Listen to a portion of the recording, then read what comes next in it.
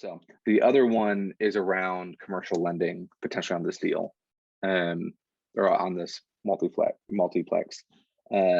Because my DTI and the challenges that I'm having there, I'm not planning on going the conventional route because I think I'm going to have a hard time winning that battle. I'm challenging how they're using my numbers because they, I don't think they're using all my income appropriately. Well, you got a couple options. You know, you could fight for them to use the rent of the other properties, and you do have some without options a lease there, right? No, you could institute a lease, but you wouldn't be the one instituting the lease. You would say, "Hey, seller, you know, I'd like to get a lease." I mean, the lease follows the property; it does not follow the owner. And so, if they get under contract on a 12-month lease or a 6-month lease or whatever, it's going to carry over to you. So then you can go to the lender and say, "Hey, this is the lease that that they've agreed to.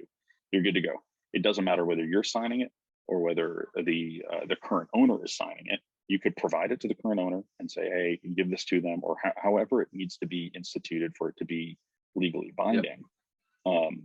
But that would then allow you to apply that income or that lease. Now, if you're not going to sign a 12-month lease and your lender requires a 12-month lease, that's a different thing, right?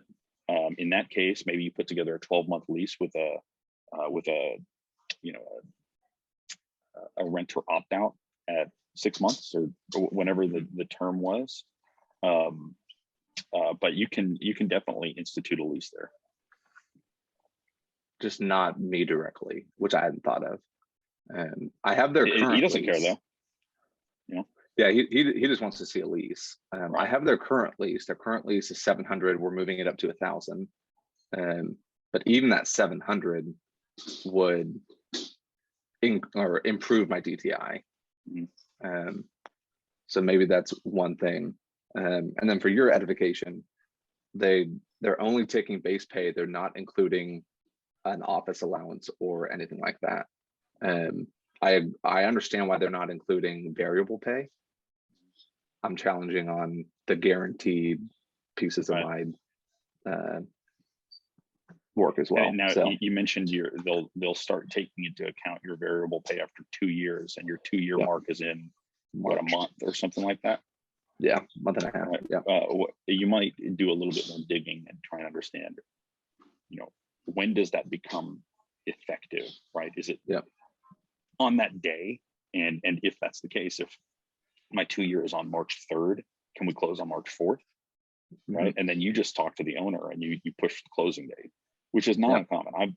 I've pushed closing dates on 20% of my properties. And sometimes that's because of me, because lending is trying to figure things out. Sometimes it's because sometimes because I plan poorly. Or one time I set the calendar date as the wrong date, so we had to push it a day. But and then it's still sometimes it's because title can't get a clear title, but that's an option. Yeah, that would not be good from a seller perspective. The seller wants to close quickly. They asked for a 30-day close because I asked initially if I could offer a 45-day close. Why do they want a 30-day close? Because they're under contract. Now that they're under contract to sell this property, they're under contract to purchase their other property. And this one has to close before that one can close. And they don't want to delay that closing, all that stuff. And you can do a couple things in that situation. People care about money, right? So you could say, I'll give you an extra $2,000 if you give me an extra 60 days. That's one option. Another option would be to use a bridge loan, where you purchase it as essentially short-term financing, higher interest rate, and then you refinance into a longer-term loan, more costly. Or the last option would be to buy it outright and do delayed financing. So essentially, you work with a lender, and they set everything up. You buy it outright, and then you essentially do a cash-out refinance up to the terms that a normal purchase would be. So even if their cash out refinance terms are 75% LTV and their purchase is 80%, they'll do it at 80% because you're doing essentially a delayed financing. The only risk there is, if let's say the valuation of the house is low or something, you just bought it, but you might just dig a little bit with that lender and say, hey, what are the risks here? Because this is the situation I want to avoid. This, and this. Like I want to liquidate this money pretty quickly so I can get it back into this other, the 5-plex I'm looking at, or whatever. But those are a few options for you.